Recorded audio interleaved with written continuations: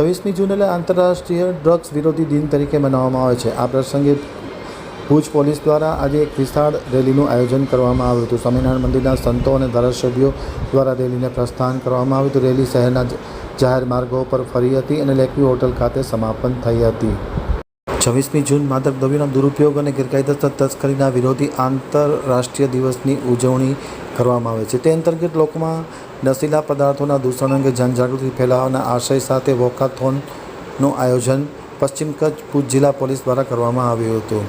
Police મહાનિદેશકની સૂચનાથી ખાસ કરીને SP વિકાસ સુંડા અને કચ્છના વિવિધ પોલીસ વિભાગ દ્વારા 26મી જૂન માદક દ્રવ્યોના દુરુપયોગ અને ગેરકાયદેસર તસ્કરી વિરોધ આંતરરાષ્ટ્રીય દિવસની ઉજવણી અંતર્ગત લોકોમાં નશીલા પદાર્થના દૂષણ અંગે જનજાગૃતિ ફેલાવવાના વોકાથોનનું આયોજન કરવામાં આવ્યું હતું। આ પ્રસંગે કચ્છ જિલ્લા પોલીસ દ્વારા ભુજ જ્યુબિલી ગ્રાઉન્ડ ખાતે એક કાર્યક્રમનું આયોજન કરવામાં આવ્યું હતું, જેમાં સ્વામિનારાયણ મંદિરના સંતો આશીર્વચન તથા ધારાસભ્ય કેશુભાઈ પટેલ, નગરપાલિકાના પ્રમુખ શીતલ શાહના પ્રેરણારૂપ ઉદ્બોધન દ્વારા રેલીને પ્રસ્થાન કરવામાં આવ્યું હતું।